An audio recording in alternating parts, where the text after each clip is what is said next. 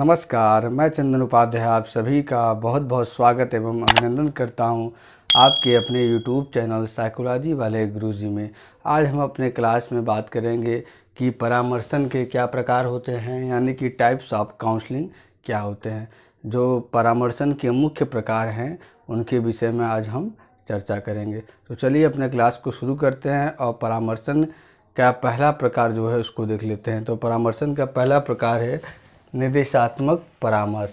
ठीक है, इसके जनक कौन है? निर्देशात्मक परामर्श के जनक विलियमसन 1950 हैं। निर्देशात्मक परामर्श किसे कहते हैं इसको अब समझ लेते हैं।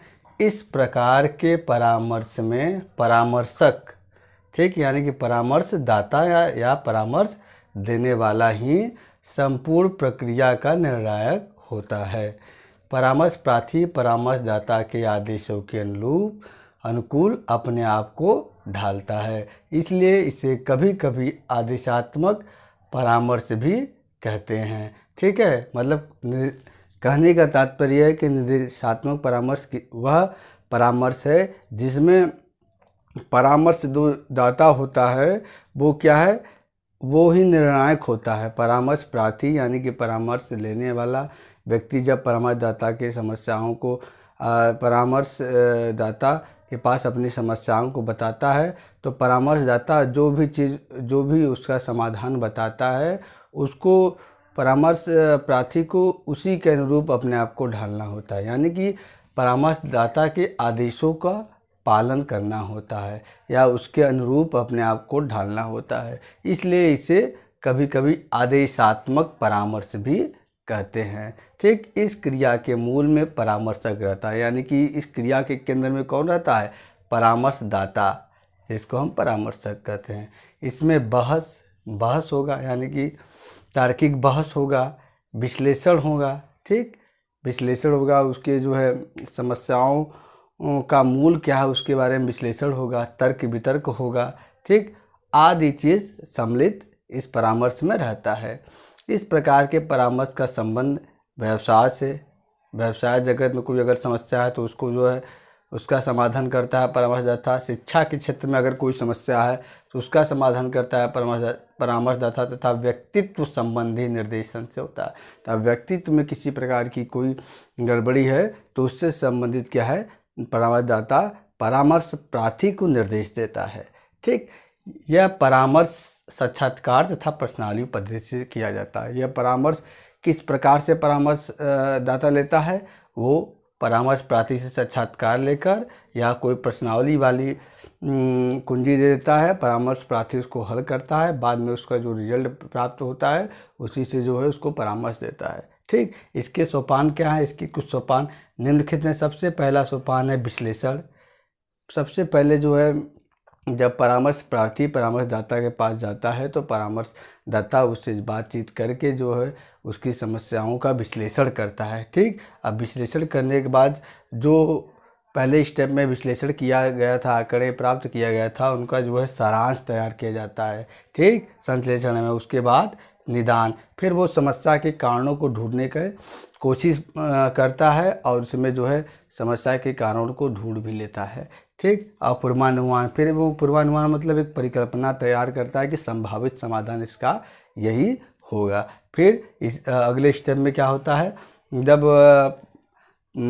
परामर्शदाता परामर्श प्रार्थी को समस्याओं को समझकर उनका निदान कर देता है और उसको जो है उचित सलाह देता है, तो इस स्टेप में जो है उसको प्रोत्साहित करता है कि जो बताया गया है स्टेप जो है उसको आप फॉलो करिए, निश्चित ही आपके समस्याओं का समाधान हो जाएगा। तो ये बात हुआ निर्देशात्मक परामर्श के बारे में। अब हम लोग परामर्श के दूसरे प्रकार यानी कि अनिर्देशात्मक परामर्श भी कहते हैं। ठीक है, ये ठीक उल्टा निर्देशात्मक परामर्श के होता है। इस प्रकार के परामर्श में परामर्श प्रार्थी का विशेष महत्व है। पहले वाले निर्देशात्मक परामर्श में परामर्शदाता का महत्व था, वो सेंटर था, लेकिन इसमें क्या है, जो परामर्श लेने वाला व्यक्ति है, परामर्श प्रार्थी है, उसका विशेष महत्व होता है। इसमें वह अपनी समस्या प्रस्तुत करने तथा समस्या समाधान की प्रक्रिया में बिना किसी संकोच के परामर्शक से राय मांगता है। इसे सेवार्थी केंद्रीय परामर्श कहते हैं। ठीक, इसके प्रमुख प्रवर्तक कौन है? कार्ल रोजर्स हैं। यानी कि कहने की ये बात है कि अनिर्देशात्मक परामर्श वह परामर्श है जिसमें परामर्श प्रार्थी का विशेष महत्व होता है। फिर इसमें परामर्शदाता जो उसे उसकी समस्याओं से संबंधित जो उसे सलाह देता है वो उस सलाह को जो है कि फॉलो करने के लिए बाध्य नहीं होता है, उसमें वो कुछ संशोधन कर सकता है और दोनों लोग जो है मिलकर क्या है आपसी मिलकर आपस में समस्या का समाधान करते हैं।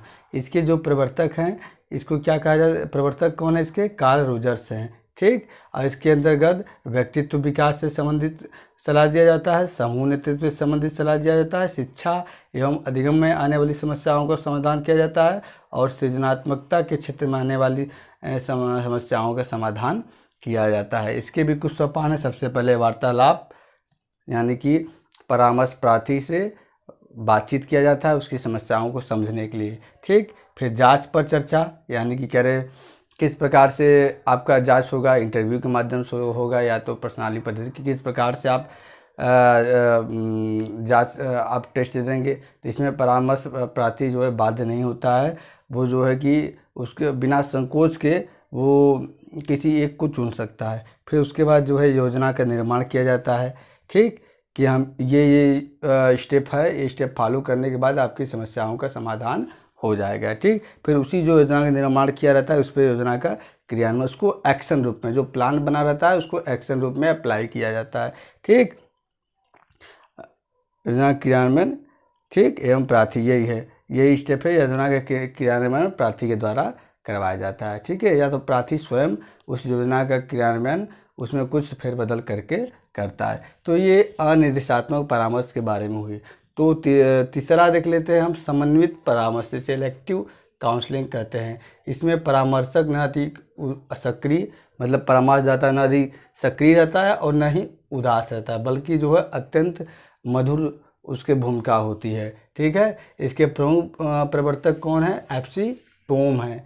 इस परामर्श में समन्वित मतलब दोनों निर्देशात्मक परामर्श भी रहेगा और अनिर्देशात्मक परामर्श भी शामिल रहता है, ठीक।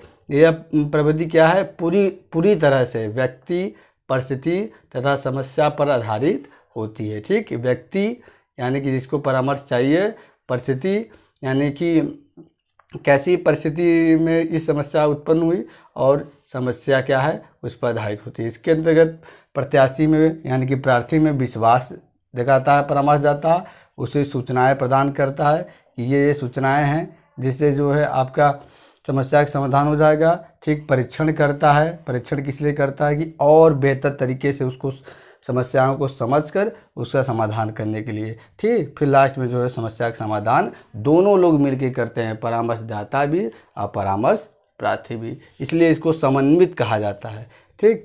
अब चौथा परामर्श हम समझ लेते हैं जिसको व्यक्तिगत परामर्श कहते हैं, ठीक। पर्सनल काउंसलिंग, ठीक। आमतौर से परामर्श व्यक्तिगत रूप से ही संपन्न होता है, ठीक है। अगर आमतौर से देखा जाए तो जो परामर्श होता है वो व्यक्तिगत ही दिया जाता है। जैसे आपने देखा होगा कि किसी को कोई समस्या होती है शिक्षा से रिलेटेड, व्यवसाय से रिलेटेड, तो उसके जो एक्सपर्ट काउंसलर होते हैं उनके पास जाकर व्यक्ति मिलता है, अपनी समस्याओं को कहता है और वो परामर्श जो है दाता उसको उचित सलाह देता है समस्याओं के समाधान के लिए, ठीक। परामर्श किसी प्रकार की आवश्यकता पर व्यक्तिगत रूप से दिया जाता है। अगर आपको किसी क्षेत्र में आवश्यकता हुई कि जो है शिक्षा क्षेत्र में आपको कोई समस्या हुई कि या करियर, किस करियर में जाएं, हम किस फील्ड में जाएं कि ज़्यादा सक्सेस हो, तो उसके लिए आवश्यकता देखकर आपका क्या है समस्याओं का समाधान किया जाता है। अगला है व्यक्ति की संवेदन क्षमता, ये व्यक्ति की समझने की क्षमता बढ़ाता है और निजी समस्याओं का हल ढूंढता है और आत्मबोध की क्षमता बढ़ाता है। कहने का तात्पर्य यह है कि व्यक्ति में ये क्या करता है, समझने की क्षमता बढ़ाता है और उसकी निजी समस्याओं को स्वयं से वो हल ढूंढने की कोशिश करता है और आत्मबोध की क्षमता उत्पन्न करने हेतु दी जाने वाली सहायता है। मतलब इसमें परामर्शदाता क्या करता है, वो स्वयं समस्याओं का समाधान नहीं करता है, बल्कि परामर्श प्रार्थी को इस योग्य बनाता है कि वो खुद जो है अपनी समस्याओं का हल ढूंढे और उसमें आत्मबोध, अपने से अपनी समस्याओं को हल करने की शक्ति की योग्यता का विकास करता है, ठीक। और इसमें शारीरिक पक्षों से संबंधित समस्याएं, मानसिक पक्षों से संबंधित समस्याएं, सामवेगी पक्षों से संबंधित समस्याएं और शैक्षिक शिक्षा के क्षेत्र से संबंधित समस्याएं और व्यावसायिक के क्षेत्र में संबंधित समस्याओं का स्वयं से निदान करने हेतु उसके अंदर दक्षता विकसित करता है। कौन करता है? परामर्शदाता। ठीक। अगला है सामूहिक परामर्श, मतलब समूह को दी जाने वाली परामर्श को सामूहिक परामर्श कहते हैं। सामूहिक परामर्श व्यक्ति को इस योग्य बनाता है कि वह समूह में रहकर अन्य व्यक्तियों की पृष्ठभूमि में अपनी वास्तविक क्षमता को पहचान सके और अपनी कमियों को दूर कर सके तथा अपने व्यक्तित्व में सम्मिलित संभावनाओं का अनुरूप सफलता प्राप्त कर सकने में सफल होगी। कहने के तात्पर्य यह है कि व्यक्ति जो है समूह में भी व्यक्ति को परामर्श प्राप्त होता है। जैसे कि आपके मनोविज्ञान के क्षेत्र में जो है एक फील्ड है कैरियर काउंसलिंग, कैरियर काउंसलर होते हैं। ठीक। ये कैरियर काउंसलर क्या करते हैं? आपको करियर संबंधी समस्याओं का समाधान देते हैं। ठीक है। जैसे कोई स्कूल कॉलेज है, वहाँ पे जो है कैरियर काउंसलर आएँ और आपको बताएं कि जो है मनोविज्ञान के क्षेत्र में क्या क्या अपॉर्चुनिटीज़ है आगे जाने के लिए। तो वो क्या है, सामूहिक रूप से, मतलब जब एक से अधिक व्यक्तियों को परामर्श देता है तो उसे सामूहिक परामर्श कहते हैं। ठीक। ऐसे भी हर क्षेत्र के अलग अलग हैं। जो शिक्षा के क्षेत्र में या तो कोई समस्या आपको हुई, ठीक है, तो उसको दूर करने के लिए जब समूह में परामर्श दिया जाता है तो उसको सामूहिक परामर्श कहते हैं। ठीक। तो ये परामर्श के कुछ प्रकार हैं जिसके बारे में चर्चा किया गया। ठीक। मुख्य, ऐसे तो परामर्श के और भी कई प्रकार हैं, लेकिन मुख्य प्रकार निर्देशात्मक परामर्श, अनिर्देशात्मक परामर्श, सम्मिलित परामर्श और व्यक्तिगत परामर्श तथा सामूहिक परामर्श के बारे में चर्चा की गई। आगे की वीडियो में हम जो है परामर्श की प्रक्रिया क्या है उसके बारे में चर्चा करेंगे। ठीक। आज के क्लास में इतना ही, मिलते हैं नेक्स्ट क्लास में, तब तक के लिए बहुत बहुत धन्यवाद।